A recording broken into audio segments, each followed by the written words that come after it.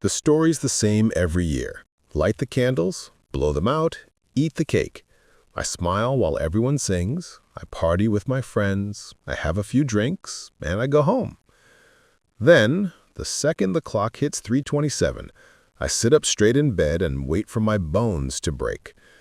It's an ugly sight, my limbs cracking and twisting, and the smell of blood and marrow isn't exactly the most appetizing thing. But the worst part for me, without a doubt, is the sound. The crunch and pop of bone, the whine of stretching skin, the wet splat of blood and offal. I've never gotten used to it, even after 27 years. I can't crack open a soda can or stretch a rubber band for days afterwards without a chill running up my spine. It's embarrassing and awkward and kind of like all of the worst parts of puberty squeezed into 10 minutes, though with maybe a little less acne. It also puts a serious damper on the possibility of any birthday sex. I try not to be too bitter about it. My mom says it's normal, that it runs in the family. Apparently, her cousin in Fresno has the exact same problem, except she goes through it every time she gets her period, so in a way I guess I got lucky. No one's really sure what the cause is. I've heard genetic disorders, werewolf bites, even a curse. But whatever the reason, the problem remains the same. Every year, at exactly the time of my birth, my body breaks, twists, and rearranges itself, and the next morning, I see a completely different person when I look into the mirror. When I was younger and down about the whole thing, my mom tried to make me feel better by saying I was like a butterfly emerging from its cocoon. After I turned 13, she stopped trying to make me feel better. This year, it's my 27th birthday and my 27th face. I don't even bother trying to go to sleep. I just stay awake, scrolling on my phone, counting down the minutes till the change. Thankfully, it doesn't hurt, emotional and psychological damage aside. By now, I've learned to plan ahead. There's a plastic cover on the bed to make sure I don't stain my sheets. When the transformation finally comes, it's sudden. A slight twinge in my bones, the only warning I receive. I do my best to breathe through it, to relax and just ride out the wave. My ribs go concave, my fingers bend backward, my teeth shift in their gums, and my vision blurs. When my new body finally settles, I wiggle my toes first just to test things out. Everything seems to have gone smoothly. If anything, it seems to be getting easier with age. I won't know for sure until I measure, but I think I've grown a few inches this time around. I swing my feet over the edge of the bed and pad barefooted to my bathroom to inspect the damage in the mirror. Last year, my face was soft and sweet, the kind that made you feel safe spilling secrets and sharing smiles. This time around, my cheekbones are higher, my chin a little pointier. When I smile, my right incisor is crooked. It's bad enough that anyone would tell me to get braces, but it's not like there'd be much point. I'll have a completely different smile in a year's time anyway. I start practicing expressions, anger, then excitement, then despair. I cycle through the range of human emotions, trying each one on for size. I don't like this face nearly as much as the last one. She looks a lot meaner. I curl my lip, tug at the skin under my eyes. Everything feels foreign and out of place, stretched too thin or pulled too tight. I'm going to have to change the placement of my blush again. I'm deep in the throes of my examination when my phone buzzes against the counter. My mom's face smiles up at me from the screen, bugging me for a video call. She stays up late every year and dials my number the second the clock hits 3:45, ready to see my new face for herself. "Hey, sweetie!" Her voice bounces off the bathroom tile. "Ooh, I like this one! You look very svelte." "Hey, Mom." How she manages to have so much energy at this hour is beyond me. Did everything go all right? No hiccups this time? No, Mom, no hiccups. After my leg had gotten stuck facing the wrong way in 4th grade, my mom always checked to make sure things went smoothly. "Well, that's great." She's holding the camera too close to her face, her wrinkles on full display. It looks like she's lying in bed. I can hear my dad snoring in the background. "I'm very proud of you." Supportive to the end, like always. It's easy for her to be encouraging. She's kept the same face her entire life. "You look a little familiar." She squints at my face through her readers. "Did you have this face once before?" I blink. That's a new one. I've never repeated a face before. Frankly, if that was an option, I would have picked one and stuck with it ages ago. No, I'm pretty sure it's new, I said. My mom takes a closer look, biting her tongue. Are you sure? I could have sworn I've seen you somewhere before. I'm your daughter, Mom, I sigh. You've seen me plenty of times before. The whole thing makes me crazy enough as it is if I think about it for too long, and an inquisition from my mom is the last thing I need. Look, I'm pretty tired and I've got work tomorrow. I'm fine, everything went fine, and I look fine. Can I call you back tomorrow? Of course, sweetie, my mom chirped. I'm just happy to see your face. I love you. I'll call you tomorrow. Love you too, Mom. Thanks for calling. Get some rest. Oh, and happy birthday. She waves at her phone, then hangs up, leaving me alone in the bathroom, face harshed by the white fluorescent lights. I take one last look, drinking it all in. This is what I have to work with for the next year.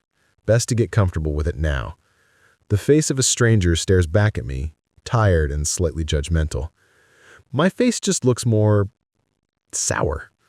I sigh and flick off the lights, wandering back to my room. I peeled the plastic off my bed and crawl under the covers, doing my best to ignore the new sensation of air on my toes as my feet poke out from my too short sheets. The transformation always tires me out. It only takes a moment for me to fall asleep. 3 hours later, my alarm shrieks and yanks me awake. I take a minute to curse myself out for being too dumb to call out of work. I unlock my phone, with a passcode, no face or fingerprint ID for me, and turn off the alarm before taking a few precious seconds to stare at the ceiling. New year, new me, same piece of shit job. My clothes are all wrong now, selected for a body that no longer exists. My pants are showing a lot more ankle, and my shirt suddenly has a lot of extra fabric around the chest. I fix up a big breakfast to satisfy my stomach. The transformation isn't painful, but it always leaves me ravenous for the next few days. The walk to my car is quick. Turns out adding a few extra inches of height really helps you cover ground faster. I catch a few strange looks as I walk by, but it's hardly anything new. My neighbors are used to a completely different woman leaving my apartment each morning, so they're allowed a bit of light staring. One girl lets out a sharp gasp upon seeing me, her face drained of blood. It's a slightly stronger reaction than what I'm used to, and it's almost enough for me to stop and explain, but her friends shush her and usher her along before I get the chance.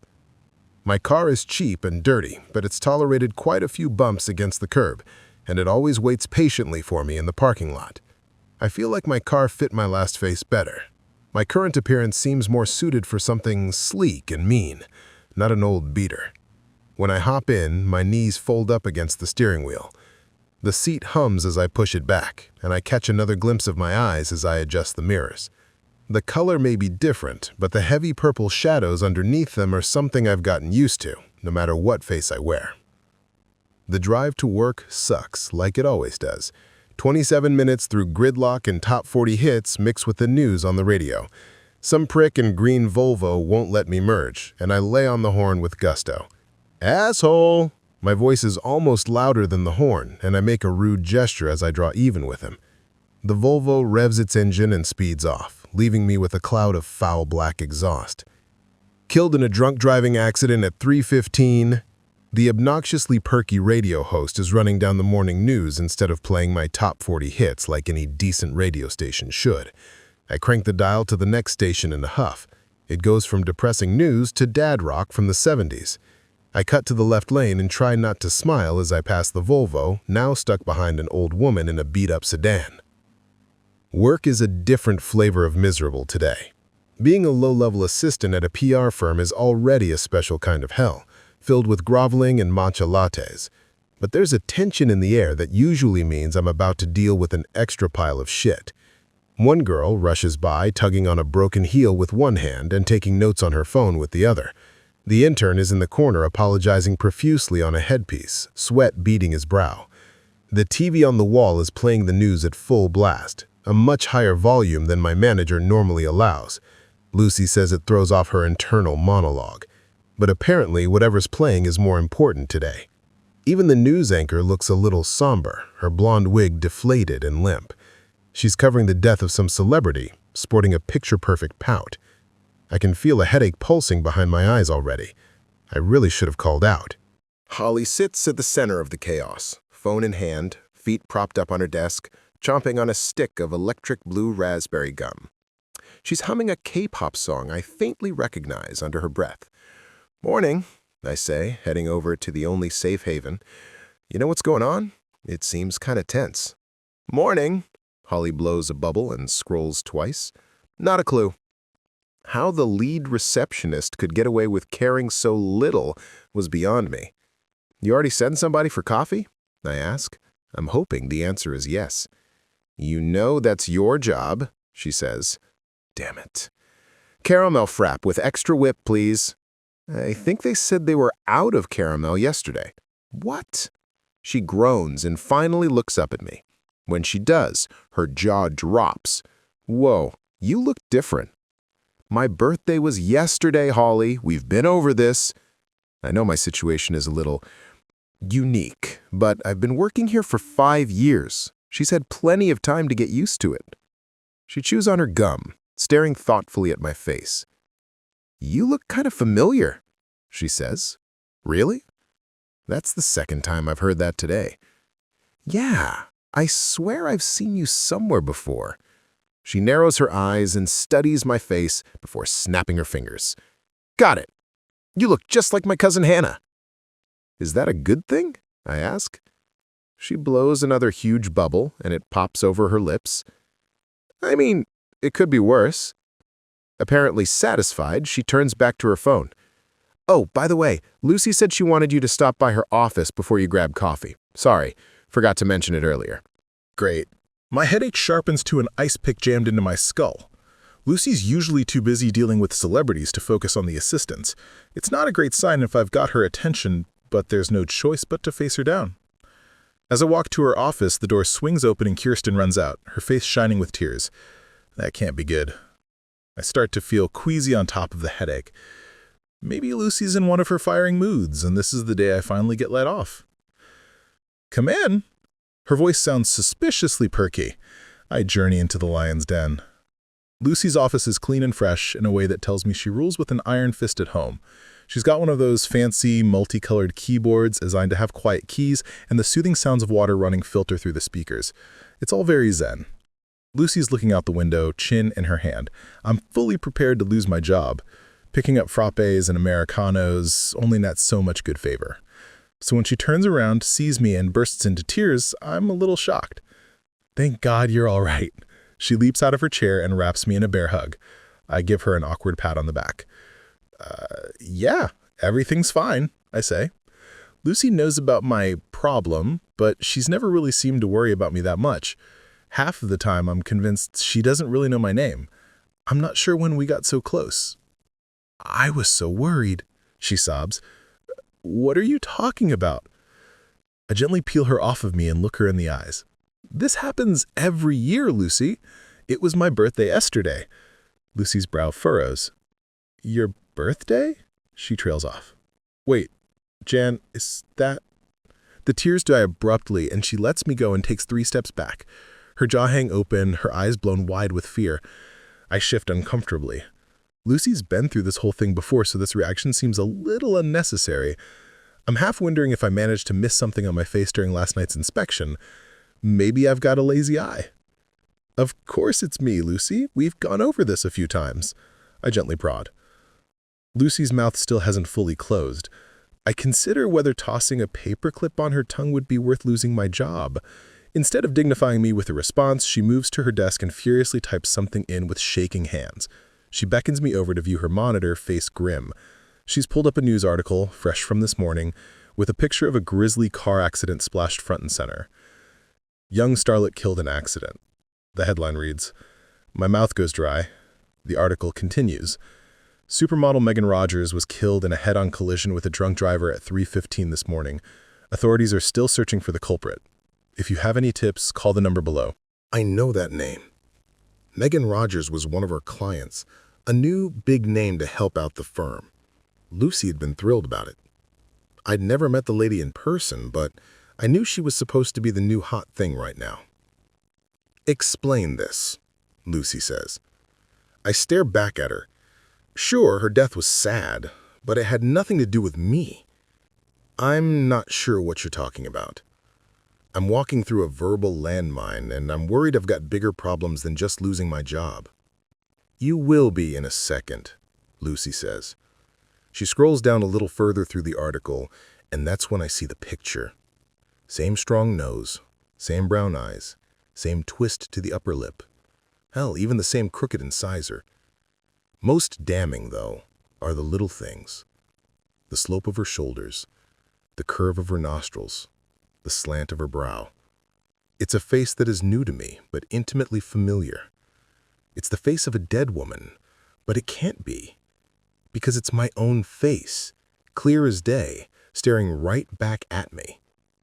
Now, I know about your little situation, Lucy says, but you can see why this might leave me with a few questions. I can barely hear her over my own racing thoughts. I've cycled through different faces and bodies my entire life. Tall, fat, weak, ugly, stunning. I've had the pleasure of seeing it all. My whole life I had thought that they were fresh faces, a sort of rebirth with no history to bog them down, no strings attached. But this changes everything I knew, a complete upending of my reality. As poor dead Megan Rogers' face stares accusingly at me, one question plays on repeat in my mind, drowning out everything around me. Have I been wearing the faces of the dead?